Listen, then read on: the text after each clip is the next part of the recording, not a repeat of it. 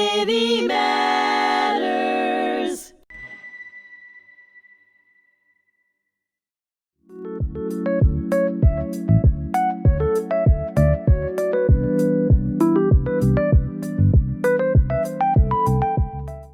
Hello, and thank you for joining me today. I'm your host, Gilad Avrahami. I'm the Programs and Development Coordinator here at hmTV. This podcast is a production of the Holocaust Memorial and Tolerance Center of Nassau County. On today's inaugural episode of The Past Has an Afterlife on hmTV, my special guest, Trevor Stern, will join me for a conversation about collective memory. What is it? How is it formed? And why should we think more about how it's being used? Trevor here has worked very deeply on these themes in his work as a scholar of religion and Jewish studies. He's currently working towards his PhD at the University of Edinburgh in Scotland. But in my experience, our conversations about just about any topic are rich and thought-provoking, as a rule. So, Trevor, could you just start by describing how you got here? Where did you grow up? And what role did Judaism play in your life? Sure. First of all, thank you so much for having me, Gilad. I really appreciate it. So growing up, I was born in New York City, but don't really remember that time in my life. I moved to Cleveland, Ohio when I was 1.5, lived there until I was 12. I, for the most part, lived in this small town called Chesterland outside of Cleveland, was the only Jew in town. We went to a conservative synagogue closer into the city center. But in terms of the people who I interacted with on a day-to-day basis, my family was kind of the only Jews in town. From there, my dad joined the State Department.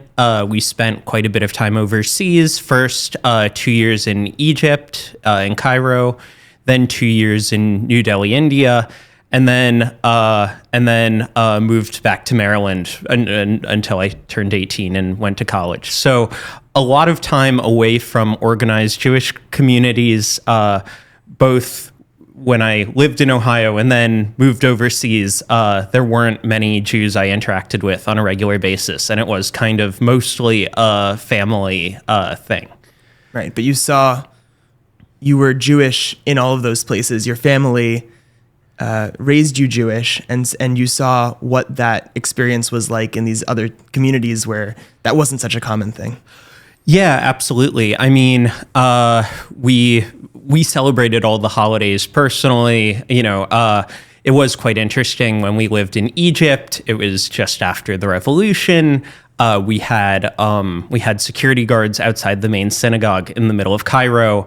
They could barely form a minyan, would always bring a rabbi in for the high holidays. And I definitely saw that, the very end of the Egyptian Jewish community, which has been around for over 2,000 years. But when I was there, there were less than 10 Jews, local Jews left.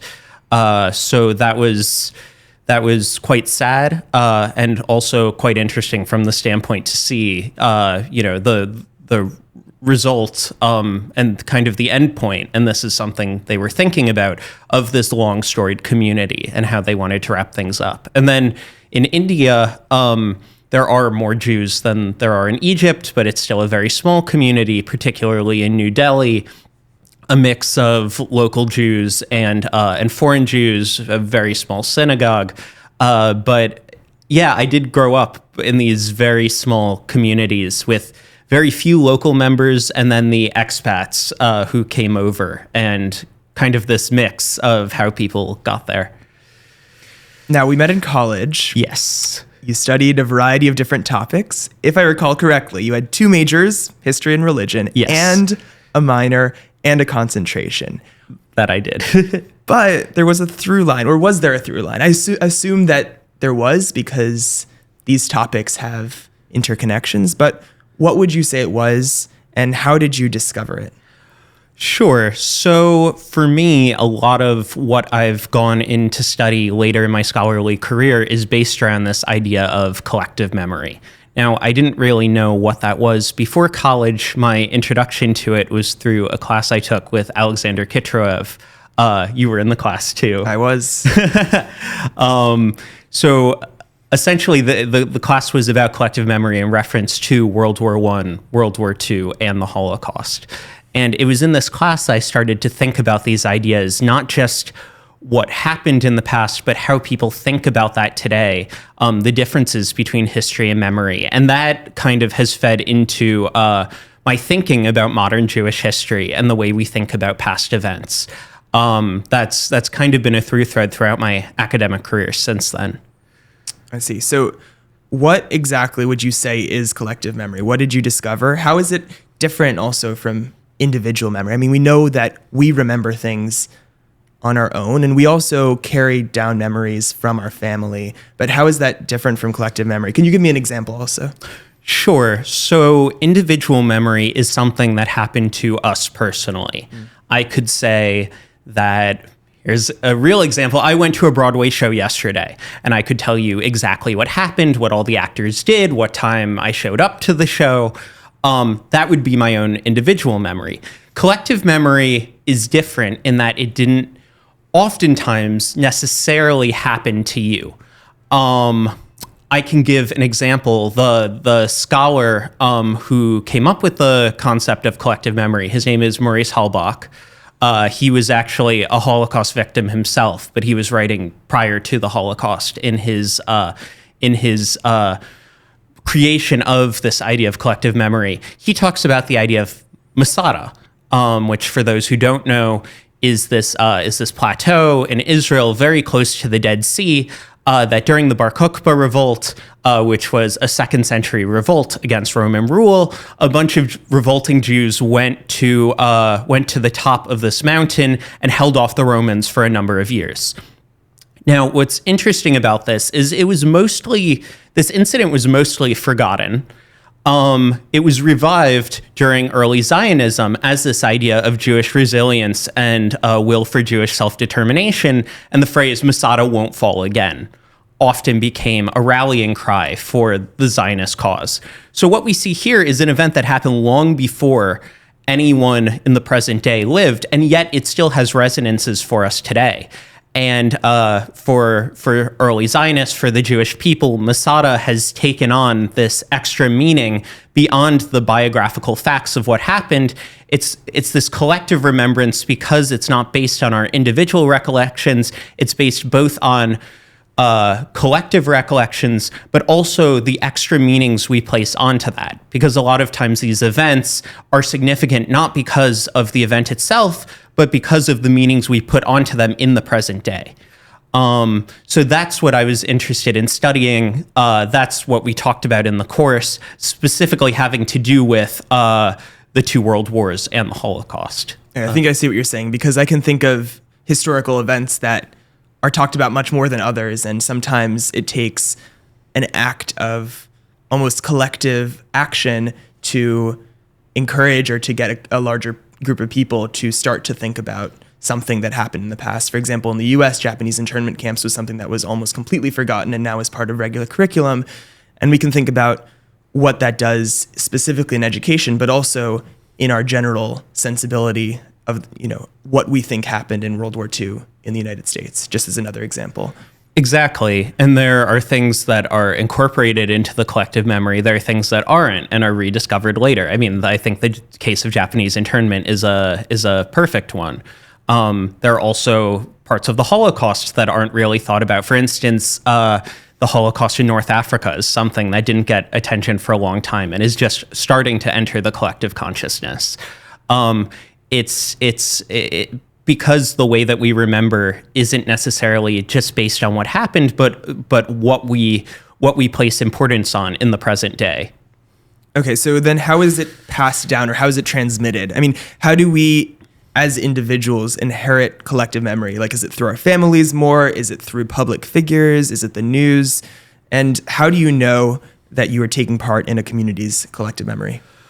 It really depends on the context. There are many different kinds of collective memory. Collective memory could even be within a family. So for instance, we could talk about within my family, my great-grandfather fled Germany in 1938 at the last possible moment, and his parents ended up dying in the Holocaust. He survived.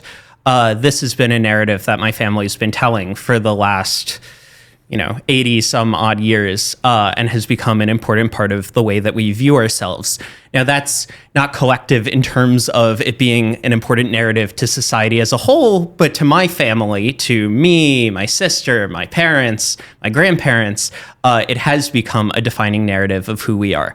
Now, what's interesting about this case is you could also see this as part of a larger collective narrative, which is Jews who fled Germany prior to the outbreak of war, prior to the extermination stages of the Holocaust happening, or even the Holocaust writ large. So you can see these larger narratives when it comes to larger societies, say the Jewish people, national societies even, there's means of national commemoration, and that being part of it. So it's not necessarily just family recollection. It can be through national ceremonies. For instance, the US, there's a phenomenon called the Holocaust boom. The idea that even though the Holocaust was recognized as a unique phenomenon, that happened basically, to simplify, in the 1960s after the Adolf Eichmann trial in Jerusalem, that the Holocaust as a distinct event gained public currency, but there was this idea of a Holocaust boom in the U.S. in the late 20th century, accompanying things like, say, the creation of the movie Schindler's List, Steven Spielberg's reaching out to Holocaust survivors for interviews after that. That has led to a wider societal awareness that transcends the family or even the Jewish community to encompass all of society. So you can almost see it as this Russian doll kind of structure, that there's these wider collective memories that encompass large swaths of society. And then there's also very individualistic kinds of collective memory that are part of, one single family, one single community, etc. Right. Well, it makes you think of which events, the fact that the Holocaust for decades was not on a wider scale talked about much in the United States. Yes. And that the Russian doll, I'm trying to picture it as also at what level something is not just being remembered, but at what level it's being talked about, that maybe the Holocaust would have been remembered in very private or small spaces, and that eventually it grew and grew until it became a national conversation that you could regularly see commentary on by national figures and so on. And that it was almost a choice at a societal level for us not to really think about that. And why is it that happened? And I'm also just thinking about if there are events happening now that are not yet reaching the level of collective memory, why that is, what would it take for us to start doing that? But why do you think that is? What are the factors that are necessary for a collective memory, or for an event that happened in history to reach that scale? Yeah, one is very culturally defining moments. I think something that the Eichmann trial served as for the Holocaust. You can see for other events the idea of these cultural moments in which a certain event is put into the spotlight in a way that it hasn't been before. I mean, I can think about, I think a watershed moment for the Holocaust was the TV show Holocaust, which was aired quite a long ways after the Eichmann trial, but really helped cement it into the American consciousness, and then was followed up by Schindler's List. But you can also see other television specials around that time, like Roots, when the idea of slavery and Africans being forcibly taken over to the United States and enslaved, it was something that people were aware of, but it did bring it into the national conversation in a new way, and was kind of at the same time period as the Holocaust television show. So there's interesting contrasts there. But it oftentimes does take this culturally defining moment, whether it's a TV show, a movie. With the Holocaust, you can see the opening of the Holocaust Museum in Washington, D.C. as a moment like that, something that had a prominent survivor like Elie Wiesel very involved, the president very involved in the founding of that center. And it often takes one of those cultural watershed moments. And it's very easy for things to drift under the surface if you don't have one of those across society defining moments. So I'm processing all of this. I've talked to you about this before, Yes. but also it's making me think new things as always. And I'm thinking, I want to return again to the Holocaust. Yes. Because as a country, as a people, Jewish people, other people who have undergone the Holocaust, and as a world, we have tried and reconsidered and remolded how to memorialize the Holocaust and how to tell the story of what happened.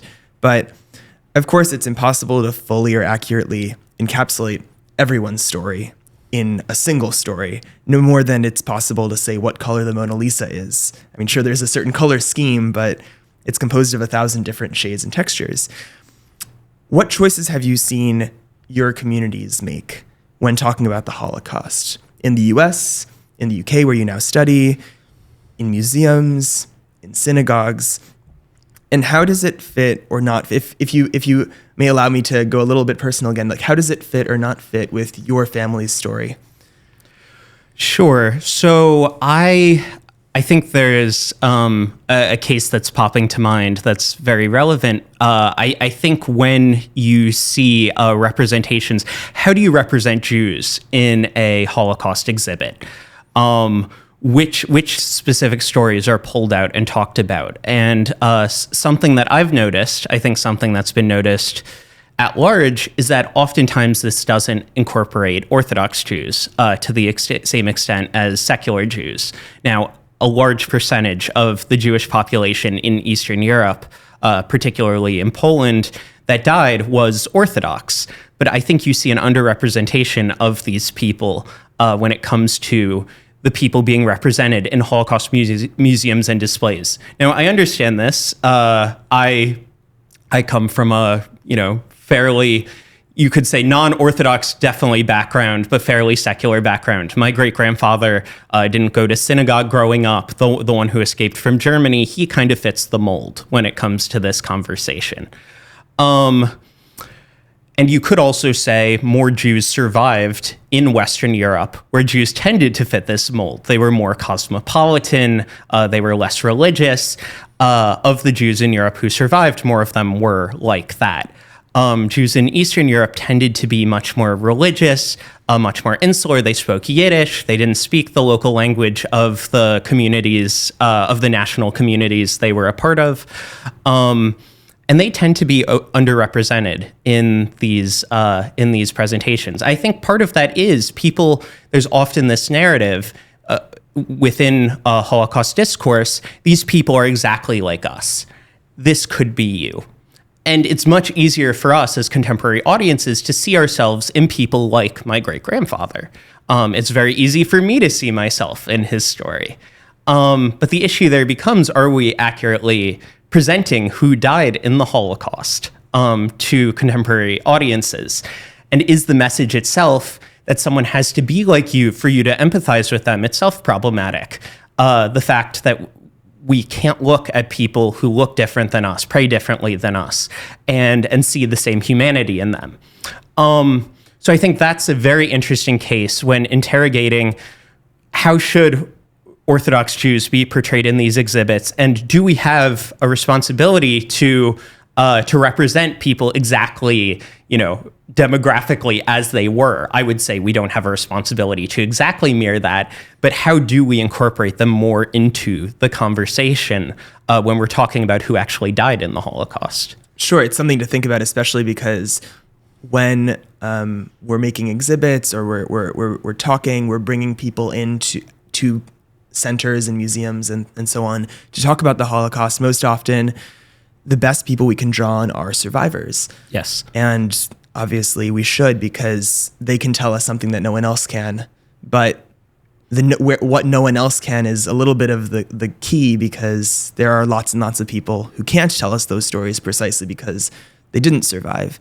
And those are things that we miss, and there's not exactly a way to circumvent that. And so just in the way we were saying how collective memory can't encapsulate everything, a collection of stories is going to just inherently miss the stories that can't be told because those people aren't around to tell it to us. But at the very least, something to continually reflect on, I think, is a point that I want to remember. We didn't talk as much about this, but collective memory plays an important role in determining how we think and act in the present. not just when we're thinking about the past, but when we are looking forward and trying to make the best of our current messy worlds using our memory of the past. How do you see the Holocaust being used today to discuss current events? And what does that tell us about our collective memory of the Holocaust? Sure. So I think you see something very interesting happening to Holocaust memory, particularly in the last few years since October 7th, which is that in a way, both sides of the political debate have employed the Holocaust to reach for their ideological points. I mean, I can give an example within the Jewish community. Obviously, October 7th was a horrible loss that we all feel very strongly. A lot of times, to express that feeling of loss and grief, people have reached for language associated with the Holocaust, saying that October 7th was the worst day in Jewish history, for the most deadly day in Jewish history since the Holocaust. You see things like the Israeli UN ambassador wearing a Magen David with a yellow Magen David that was worn by Holocaust victims to overtly make this connection. At the same time, you see people in the pro-Palestinian activists, particularly in the West, using the Holocaust in a different way. I was recently at a talk with a British author who had written a book about Gaza, and he was using language suggestive of this, saying things like, he pulled up a picture of a Palestinian child and said, "Don't you see images like this of Jewish children in the 1930s. He was referring to Gaza as a concentration camp. And I personally actually asked a question, voiced objection to his use of the Holocaust in that way, as both a Jew and the descendant of Holocaust victims.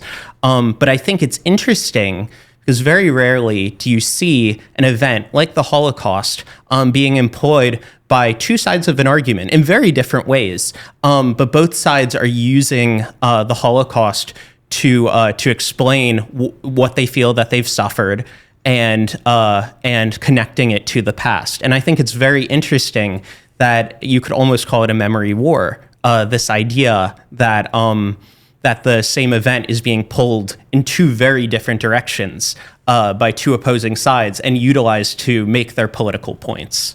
Right, but there's no doubt that our goal, the reason we teach Holocaust education, is precisely to think back to the Holocaust and ensure that things like that don't happen, and to remind people that it's not just a one-off thing in history, that anti-Semitism is still an issue, that those things have connections from the 40s up until today, that they're not completely disconnected parts of history. I mean, I understand what you're saying, that it's being used, but I mean, collective memory has always been used and should be used. We live in the present because we are products of our past and because we have made a commitment not to forget the past, right? So what's the issue if you see an issue? Maybe there isn't an issue, but if anyone can use it, is it just a matter of how responsibly we use it, how similar the things we're talking about are to what happened in the past? I mean, what would you say about that? I think it is a matter of responsibility, that there are some uses that are responsible, some uses that are irresponsible. Writ large, I mean, there might be some exceptions. I think the employment of the Holocaust as a whole as an analogy for another event is irresponsible. And I think that for a few reasons, the responsibility we have to our survivors and the victims of the Holocaust to remember it accurately. And a lot of times we have nuances being paved over when we apply it to examples in the present. But again, that doesn't mean that we can't employ the Holocaust at all. I think when discussing things, we should use very specific examples, because I think what we see in the present with something like October 7th isn't comparable to the Holocaust as a whole. Many 5,000 times more people died in the Holocaust than died October 7th, which isn't to say October 7th was certainly a major tragedy that needs to be commemorated and become part of our collective consciousness. But I think in its own right, in its own right, absolutely. But I think to use the Holocaust is maybe to devalue the Holocaust and to take away from its immense scale that exceeds anything else we've seen in Jewish history. And I think there are ways to use it. Well, let me give an example. When I was visiting Spain around a year ago, and I saw in a government office they'd put up posters, pro-Palestinian posters, one of which had a dog with its teeth bared and bloody attacking a child with a Palestinian flag on her shirt. Now, this dog had a Star of David on it.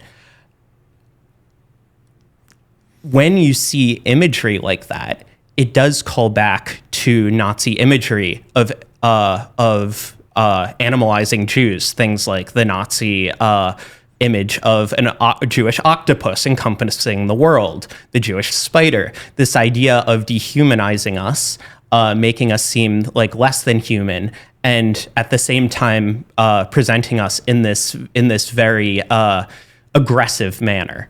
I was very disturbed by seeing that, and I think it's our job to call out when we see propaganda being used that mirrors Nazi propaganda used in the lead up to the Holocaust.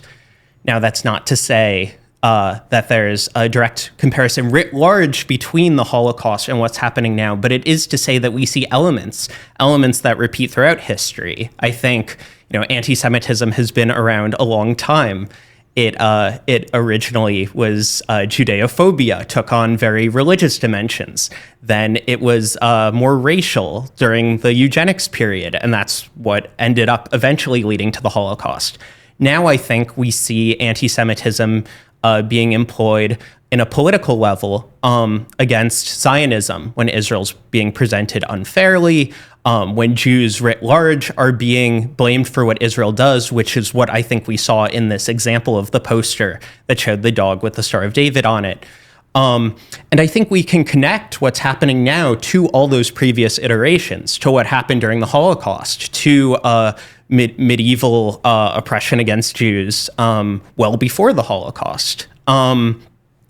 But that's not to say that they're the same event, and that's not to conflate them. It's important to be very, very specific when we're talking about this, to not devalue what happened, and to show very specifically connections between now and then. Trevor, it has been a true pleasure to hear from you today. There are so many other elements we could learn from your life and your reflections that we haven't even touched upon. So I hope you'll be back again soon.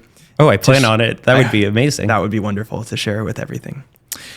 Thank you for tuning into this episode of The Past Has an Afterlife on hmTv. I would like to thank my guest, Trevor Stern, for sharing some insights on collective memory. If you enjoyed exploring our information, history, and stories in today's conversations, be sure to check out our other podcasts here on hmTv. Please subscribe, share, and stay connected for more engaging conversations. Until next time, take care and be well.